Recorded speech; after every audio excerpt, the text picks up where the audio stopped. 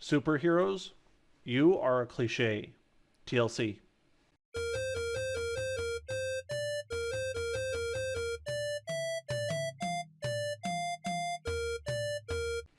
Escapism, budget, and doing the right thing. Any social studies 101 teacher can tell you that superheroes are our modern mythology. As myth and storytelling and religion have given rise to many legends from our history, today we spend as much or more of our time with inventions dreamt up by professional artists and writers. Characters that we know for a fact to be imaginary, who embody ideals that we want desperately to be real. We have people like Superman and Captain America to show us the strength and goodness of masculinity. And we have Wonder Woman to do the same for our feminine side. Characters like Martian Manhunter teach us that the strange and foreign can be good and true. Even characters like Bruce Wayne or Tony Stark suggest that you can be very rich and yet somehow not pure evil. I suppose all these lessons have value. I'm sure many commenters will rush to talk about how this property or that idea, that comic, changed their lives or taught them the values that they grew up with. That's okay. I'm the same way in some respects, but there's a problem with this. It's no mystery that a superhero movie is a cultural event from minor to major. These events gain a lot of attention and earn a bunch of money. Still, not a problem so far. What's the issue? Why shouldn't a property that can teach, a valuable lesson to people of all ages not make some money along the way? Look at these people. These fans have poured their personal time, money, and energy to embody their heroes, to look as much alike their heroes as possible. But do they act like their heroes? They may walk as their heroes do, but do they act as their heroes do? Herein lies the problem of which I spoke. The lessons of the superhero is not the point and never was. Superheroes are not about lessons or even heroism, and they don't inspire such things because they are unrealistic people with unrealistic abilities solving unrealistic problems.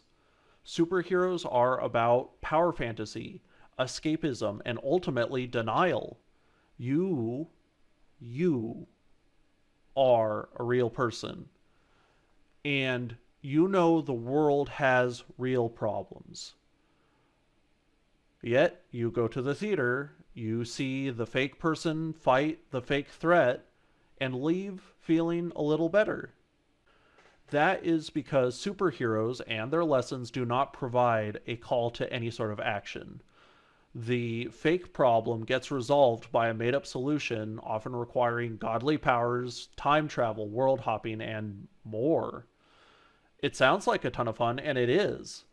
But remember, what you see on the screen may teach you the value of equality or cleverness, open-mindedness, and teamwork.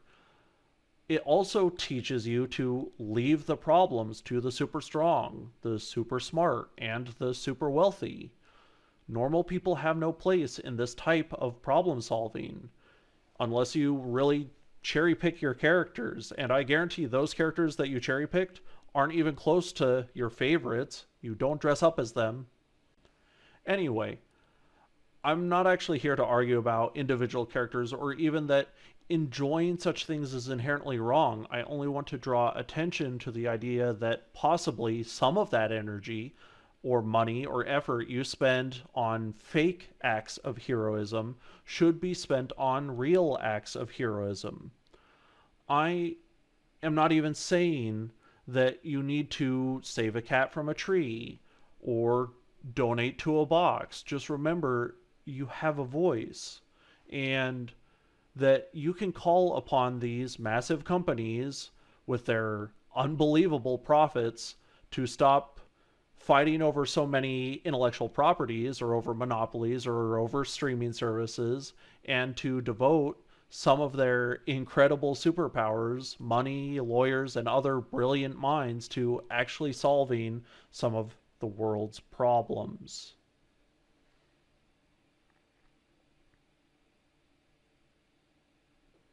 Superheroes are a cliche. It is about the spectacle, not about the heroism. It is about the cultural event. It's about the escapism and feeling better. That's why, I mean, I go to the theater. That's why I think on some level everyone goes to the theater if they're interested in this kind of thing. But it doesn't have to be that way, or it doesn't have to be that way 100% of the time. This has been the Superheroes You Are a Cliche. I've been your host, The Little Candidate, and thanks for tuning in.